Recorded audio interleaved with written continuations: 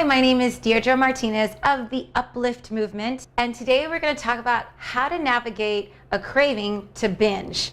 Now, a craving for a binge can all of a sudden feel like you have no sense of control. Like you've been eating vegetables and fruit all day and super healthy, you're on your meal plan, but all of a sudden it's just this intense feeling that comes over you that just won't go away until you cave into that pint of ice cream, or for me, nachos, or a whole piece of pizza, a whole thing of pizza. So it seems crazy, but there is a way that you can navigate it. And one of those ways is to just know, first of all, that it goes beyond just a physical craving.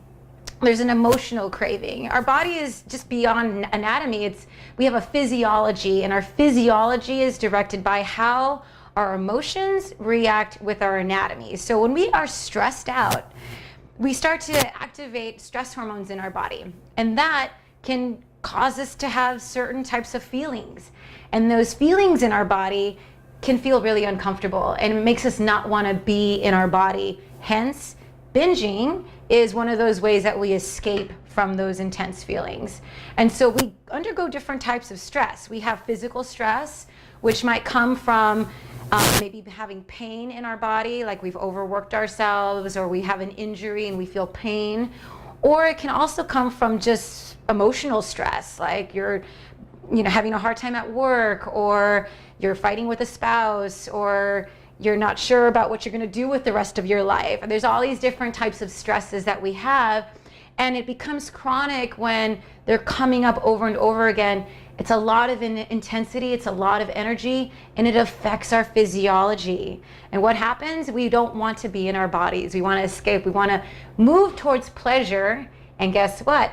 Food is pleasurable, especially those fatty junk food ones, right? I mean, that's how I grew up. I was a junk food kid, and I grew up on that stuff. Learning how to shift that and change that has been a practice for me. And now I've developed a certain type of process that I put myself through when I get these binges or these cravings to binge. And I want to share that with you now. So we're going to address both the physical as well as the emotional to help with the physiology of our body, so that when these cravings come, because they will, we can navigate them and not necessarily cave in. We could stay on our plan, we can reach our goals, and we can feel more energized for whatever it is that we really want to do in our lives. All right, so number one is to, first of all, do something as simple as drink water. Water, H2O, and we made really pretty ones with, pink lemons, they're called. So you can have fun with water, put some blueberries in it, put some mint leaves in it. But water, a lot of times when we're dehydrated, we're gonna get cravings. Our body's mostly made up of water, and when it's dehydrated, it can't function properly.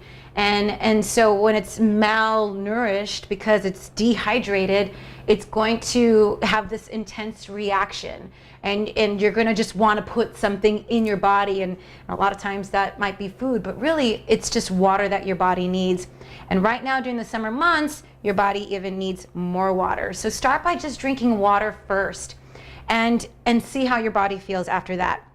Now you drank your water and you're still like, oh, I can't get the pizza or the ice cream off my mind. The next thing to do is to focus on your breathing. So what I was talking about earlier is we kick in a stress hormone when we're feeling overwhelmed or anxious, or we're driving in a car and there's so much traffic. There's so many things that cause stress in our body.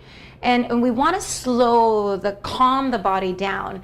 And what we can do is breathe deeper. There's something about our breathing when we're getting more oxygen to our cells, to our brain, that starts to relax the body. So when you can focus on your breathing and start breathing deeply, I actually had to do this the other day because I was going to a friend's house and I wanted to get pizza and wine, and I forgot that I'm getting ready for Burning Man, and I told myself not to do that and to eat really clean and to be super clean and healthy between now and then, and I really wanted pizza, but I was just breathing and relaxing while I was driving, and it actually worked. It helped me get back on my track. So that exercise really helps.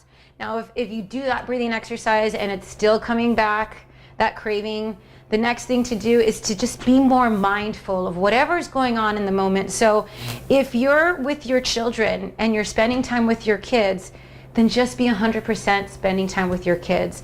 If you notice thoughts about like work coming in, or if you notice, thoughts about your partnership or, your husband or whatever, just keep on focusing on your kids. Or if you're brushing your teeth, you're just brushing your teeth. Or if you're cooking, you're just cooking.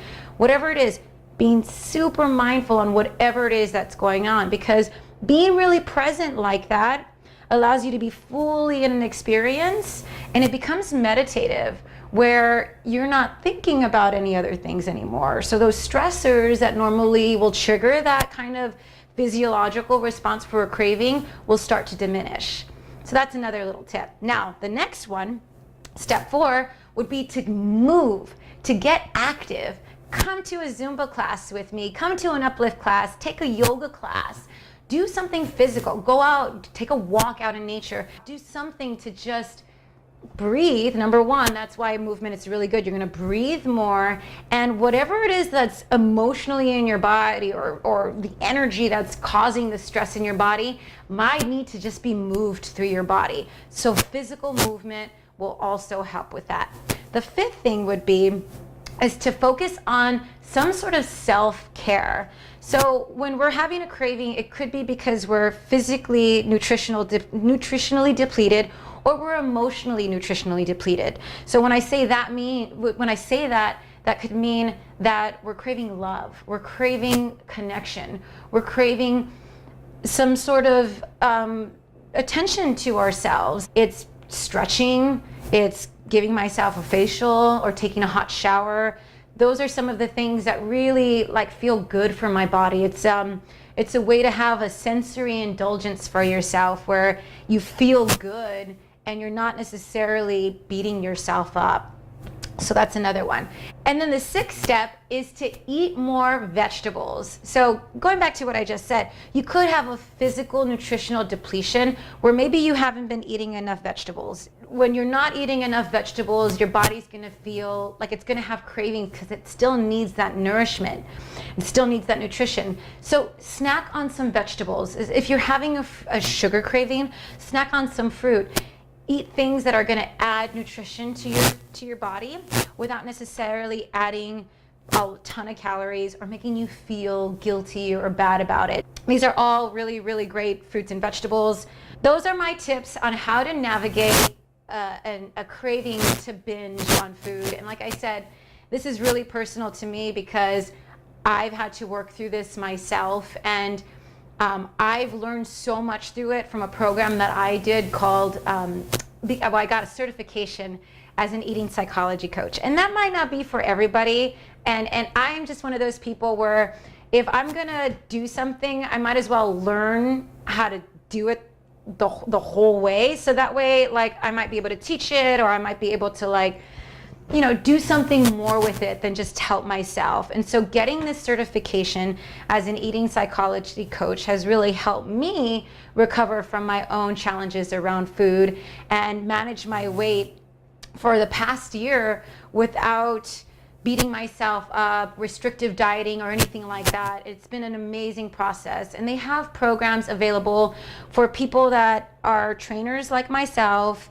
fitness enthusiasts, health enthusiasts that might want to be out there helping other people and also going through the journey themselves. Or they have programs for anybody that just wants to overcome any sort of food challenges that they may have. So if you're interested in learning more about their program, they have a new session starting in just a couple of more weeks. You can check out my link with more information about it. I'm attaching it at the bottom to this bottom of this video, and check it out. If you're interested, send me an email. I can share with you my experience, and I hope you get a lot out of this video, as well as maybe things that you will learn from watching information from the Institute of Eating Psychology. Thank you so much for watching this. I hope this was helpful. If you used any of these tips and it worked for you, let me know about it. Send me an email or send me a message on Facebook, and I'd love to hear from you. Thanks.